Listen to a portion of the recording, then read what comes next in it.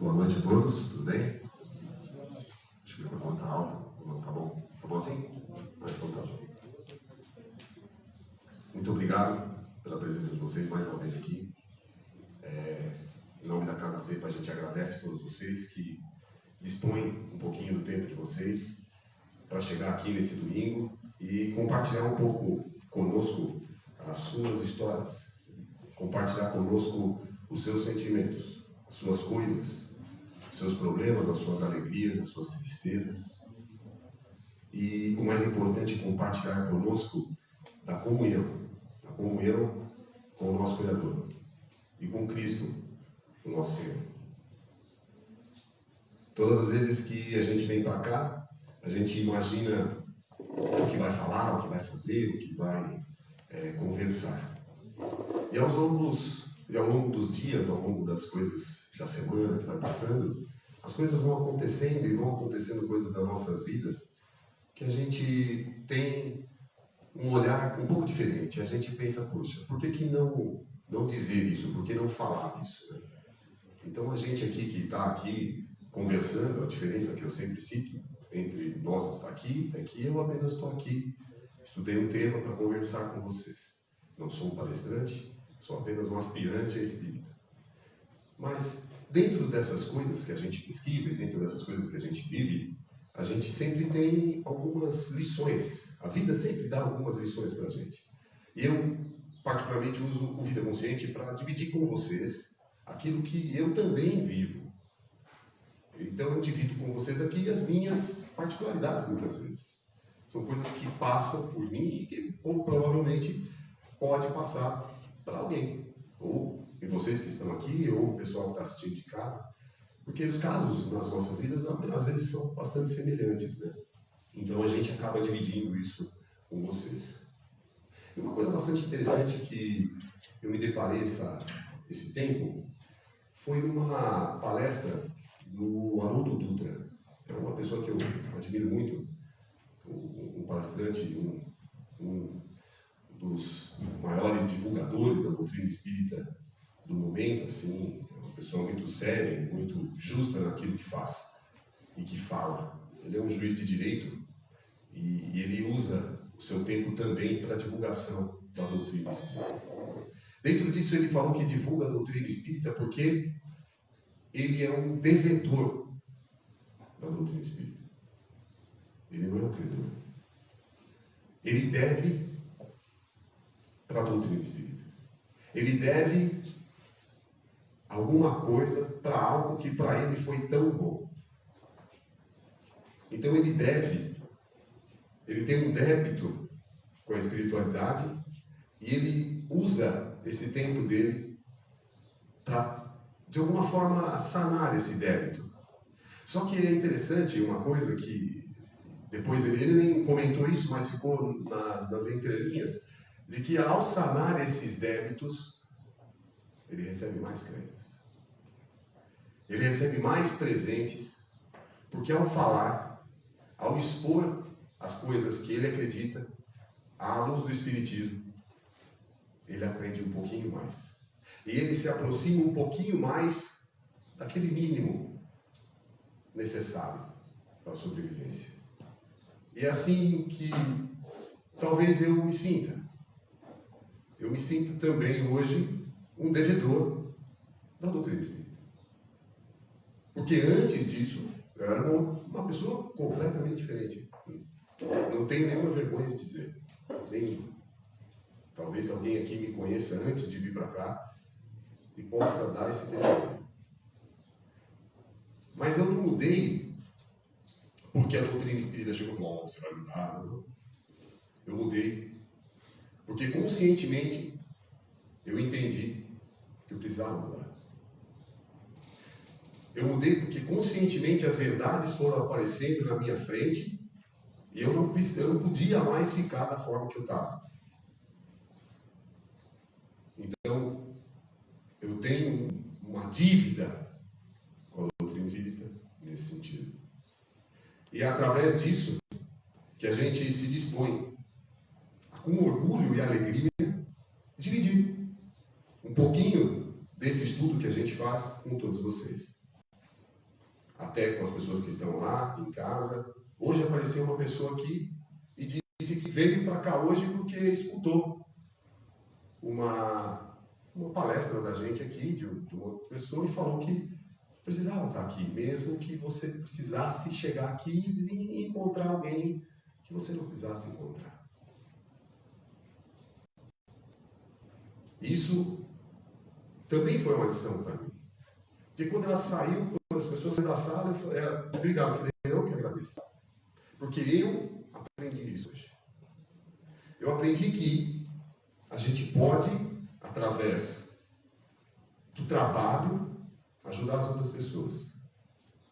E cada um tem um trabalho aqui dentro, ou em qualquer outro lugar. Talvez o meu também aqui conversar com vocês. Tem os outros que são tão ou mais importantes do que esse aqui, que são feitos pela casa. Mas, em nenhum momento, nós somos as pessoas que vão receber o crédito. Porque todos nós que estamos aqui somos simplesmente os intermediários dessa ajuda. A gente não faz nada sem a permissão e sem o auxílio da espiritualidade. A gente só é a caneta que escreve o bilhete. O bilhete não é escrito por nós. A gente é só um instrumento. É só uma chave. Quem aplica o golpe para cortar a linha não somos nós. Mas existe uma pessoa muito mais importante do que nós, e com todo respeito à espiritualidade, que é a espiritualidade, que são vocês que procuram atendimento na casa. Vocês são os protagonistas de tudo isso. A casa existe porque todos nós existimos. Todos nós viemos aqui procurar alguma ajuda ou ajudar, e a casa só existe por causa dessas pessoas. Vocês, nós, que estamos aqui. Isso é bastante interessante. Essa questão da vida consciente, que é uma das palestras que eu particularmente gosto de trabalhar, é exatamente essa questão que a gente tem a deixar claro. Quem somos nós? E qual é o nosso papel nas nossas próprias vidas? Qual é o nosso papel na vida dos nossos filhos, por exemplo? Qual é o nosso papel na sociedade? Qual é? O que a gente precisa fazer? Se a gente parar para pensar, as respostas são inúmeras e variadas. Mas, se a gente conscientemente entender que a gente pode fazer uma coisa diferente, basta que a gente se olhe por fora e fala: o que eu estou fazendo de errado? O que o Jean está fazendo de errado? O Jean está fazendo de errado isso, isso, isso, isso. Puxa, que mico que ele está pagando. O que ele está fazendo de errado? Aquilo, aquilo, aquilo. E o que ele está fazendo de certo? Isso, isso, isso. Se a gente conseguir, nesse mix de certo e errado, de mico ou não mico, a gente consegue tirar de nós mesmos as nossas próprias respostas. E a espiritualidade está aqui para ajudar, caso essas respostas não sejam tão claras. E a gente está aqui para fazer esse papel de intermediário de um atendimento que a espiritualidade faz. Portanto, quando vocês estão aqui, vocês estão sendo todos amparados pela espiritualidade que os assiste, pelos seus mentores. Eles estão aí dos seus lados, na sua frente ou atrás, porque a dimensão física para eles é completamente diferente dessa que a gente pode imaginar aqui. Existe muito mais fisicamente do que este prédio aqui. E esses mentores, essas pessoas que estão aqui hoje falando através de mim, ou falando através das palavras que são ditas lá, ou das pessoas que atendem vocês, eles estão trabalhando exatamente para ajudar cada um. Porque eles sabem exatamente o que cada um precisa dentro da sua própria caminhada. Mesmo a gente achando que está errado. E aí a gente às vezes se depara conosco mesmo e fala: mas por que eu estou fazendo isso? Quando de repente a gente se enxerga fazendo uma coisa que a gente nem imaginava fazer. Sentindo algo que a gente nem imaginava sentir. vivendo algo que a gente nem imaginava viver. Porque simplesmente a bondade e a justiça divina trouxeram até nós essas páginas no nosso livro da vida. E a gente vai folheando cada uma, vai voltando algumas outras, vai adiantando outras para ler o final. Mas é Ele, através da sua própria justiça e benevolência, que faz com que a gente se enxergue aonde a gente tem que enxergar. Falando ainda em justiça divina, mais uma vez falando de Haroldo Dutra, ele disse uma coisa muito interessante. Ele falou que o primeiro caso de um júri dele, ele é um juiz de direito, e fez um júri popular, num caso de homicídio, crime contra a vida. E ele fez um julgamento muito difícil, muito estressante, e por fim, depois da sentença dada, a mãe da vítima chegou perto dele e: doutor, posso me dirigir ao senhor? Pode. Ainda bem que a justiça foi feita. Mas pena que essa pena que pegou foi muito pequena. E ele aplicou a pena máxima. Acho que 30 anos no Brasil. Os advogados aí me ajudem. É isso, doutor? É isso. 30 anos no Brasil. Ele aplicou a pena máxima, porque esse indivíduo já havia tirado outras 16 vidas. Ele aplicou a pena máxima e isolou o indivíduo. Mas ele disse para a mãe, e ele ouviu tudo e falou com todo respeito ao seu coração de mãe: a justiça não foi feita, porque o seu filho não foi trazido de volta. A justiça não foi feita, porque eu não consegui. E eu daria tudo para entrar na minha sala agora, voltar aqui com o seu filho. Nesse momento eu teria feito a justiça. Mas não sou eu que vou fazer. Essa justiça não me cabe. Eu não julgo as pessoas. Eu julgo os processos. E eu não consegui fazer justiça. Eu julguei no processo. A justiça não é a mim que cabe. A justiça do homem apenas isolou esse cidadão da sociedade durante 30 anos. Mas a justiça de Deus, ela vem de uma outra forma. Ela vem com o tempo. E a justiça de Deus é feita através do tempo. Ela usa a violência. Ela usa o tempo. E em qualquer tempo, e em qualquer coisa que você faça, em qualquer campo que você semeie, você pode semear o que você quiser. Porque Deus deu a todos o atributo do livre-arbítrio. Irrevogável. O atributo do livre-arbítrio que permite com que as pessoas cometam atos como este, desse cidadão, cometam atos de atrocidades que a gente cansa de ver, cometam catástrofes mundiais. Esse é o mesmo Deus que deixou isso acontecer. Porque Ele não quis, e Ele bem poderia fazer com que a gente já nascesse evoluídos ao extremo, angelicais, e vivêssemos todos tocando harpas e... Você vai fazer o que como eles fazem? Eu não faço nem ideia. Mas Ele não quis isso. Ele quis fazer com que nós nasçamos, com que nós tivéssemos nascido todos do mesmo ponto de partida, para que a gente pudesse, ao longo de toda a existência, buscar nós mesmos a nossa própria evolução.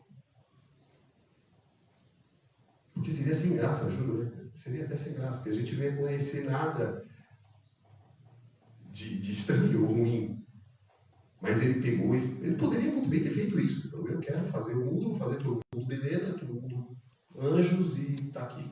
Ele não.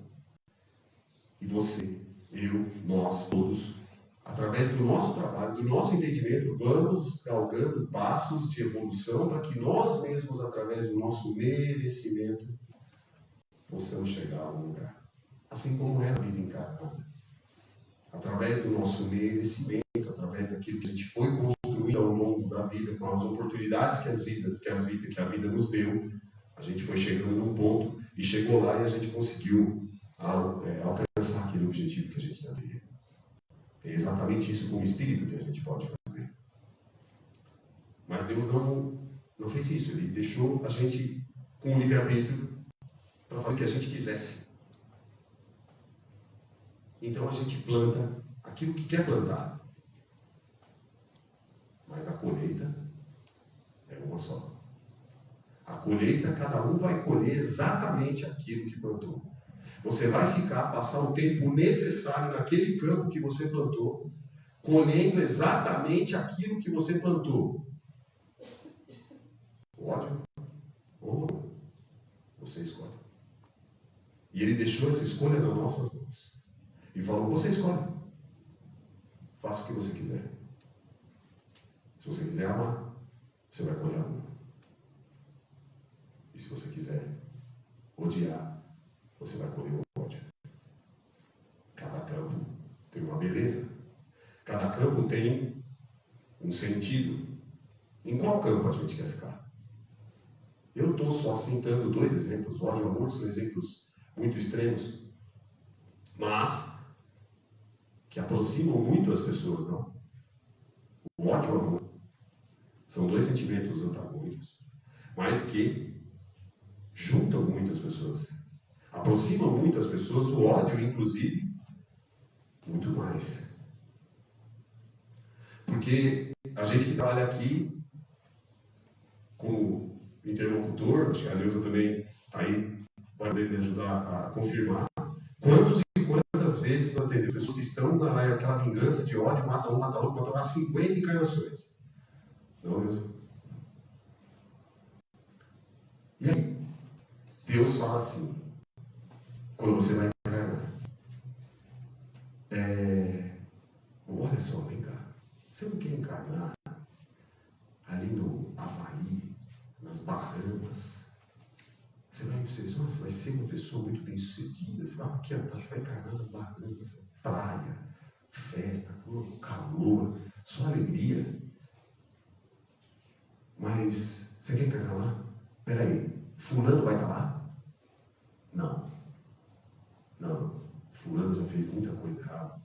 E a gente vai encarnar ele num lugar muito sofrido. Para passar uma vida muito sofrida, num lugar muito triste, muito sombrio, com uma vida muito sofrida. Eu vou lá junto. Eu não vou deixar ele nunca. Então, aquele ódio, aquela vontade de vingança, nos transforma em todos os sentidos. E nos aproxima tanto daquela pessoa que a gente odeia, que às vezes a gente até casa com eles e não sabe. Chega a casos assim, né? Não sei se passa hoje, mas a gente se aproxima tanto. Está aí a explicação dos obsessores. Uma delas, né? O ódio, a vingança e o rancor, que são sementes plantadas no campo através do seu próprio livre-arbítrio. O cidadão podia encarnar no Caribe, mas foi encarnar no lugar mais sofrido da terra só porque o fulano de tal estava lá e ele queria atormentar. E aí a gente vem aqui, vai atendendo, e chega um ponto, e se você fizer uma matemática, você passou 50 encarnações, ele fez mal para você 50 encarnações, você fez 48, então ele está me devendo 2. Ele está me devendo 2, eu vou passar 2. Só que, ao contrário, é o que mais acontece. Quando chega aqui, a maioria deles, por eles mesmos, se conscientizam, né? A maioria deles, que chega aqui odiando, mudam.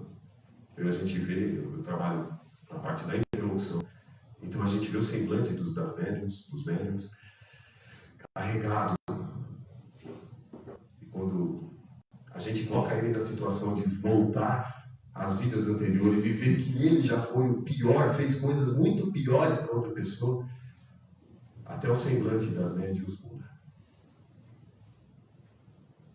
Muda a voz, muda a vibração e muda a história. Porque essa consciência de se ver por fora e ver que o que você faz pode mudar, basta você querer, faz com que a gente possa tirar de nós toda aquela carga que a gente ainda carrega. E essa justiça divina que nos permite fazer isso, é a justiça também que nos vai dar, vamos dizer assim, recompensas, não é a palavra correta, mas só para que a gente deixe aqui no português mais tranquilo aqui, ele nos dá as recompensas disso. Porque as coisas que a gente presencia e que a gente pode ver fazendo o bem, ficam muito mais na nossa mente do que as coisas que a gente faz vendo o mal. E a justiça divina é tão forte, é tão ampla, que quando a Maria Madalena, a mulher adúltera, no caso lá da Bíblia, foi para ser apedrejada, Jesus disse lá, quem não tem pecados, que atire a primeira pedra. O único justo que se encontrava ali, no meio de tudo aquilo, as pessoas com as pedras nas mãos, cheias de justiça. Vamos fazer justiça.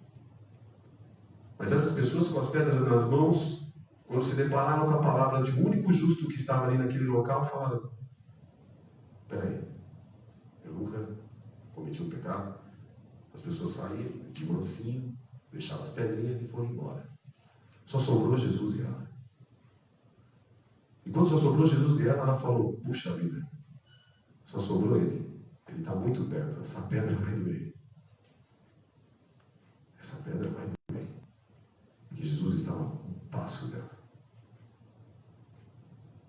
Só que Jesus não a julgou. Eu não vou te julgar. Vá e não peque mais. Jesus não julgou. O justo não julgou, porque a justiça não é dele. Ele não é o dono da justiça. O mais justo, talvez o espírito mais justo que já tenha encarnado nessa terra, não cometeu uma injustiça. E aí a gente pensa, puxa, será que convém eu ficar com essa pedra na mão? Por que eu mesmo não me julgo a mim mesmo?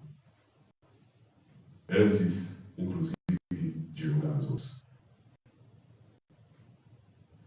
Essa questão nos remete a um aprendizado muito mais amplo, a uma força muito mais ampla que a gente tem que ter de segurar os nossos próprios instintos, para que a gente possa, de alguma forma, conduzir as nossas vidas menos instintivamente, às vezes, e muito mais consciente. Esse é o detalhe. Essa é a conversa de hoje. Vida consciente. Se tiver alguma dúvida, estarei aqui. Se não, muito obrigado pela presença de todos. Nós vamos fazer um passe coletivo até para as pessoas que estão em casa. Se vocês tiverem um copinho com água, se eu tiver ainda tempo, não tem problema. Imagine a água lá, que vai dar tudo certo também. Depois do passe coletivo, teremos nosso passe individual. E quem se sentir à vontade, pode ficar lá, ok? A gente está ali. Ele está aqui na sala para atendê-los. A gente vai ficar aqui depois, tá bom? Para vocês todos. Muito obrigado. Estenderemos nossos corações a Deus, nos colocando à disposição de sua justiça. Aqui não falha, aqui não falha. Aqui o tempo não tira, mas confiando também na sua benevolência. na sua misericórdia e no seu perdão. Recebamos todos essa energia que vem do alto, transmitida por Ele, e que chega até nós e nos enche de força, fé, coragem, amor, paz e o mais importante, sabedoria, para que nós possamos lidar com todos os fatos da nossa vida durante essa semana que está nascendo e que nós possamos levar esse passe e essa energia para aquelas pessoas que nesse momento não estão aqui conosco, encarnados ou desencarnados. Que Deus, em sua infinita bondade, conceda a nós a força, a graça e a resiliência. Que assim seja. Muito obrigado. Se quiserem ficar fácil, ali, depois a gente tá bom? Obrigado.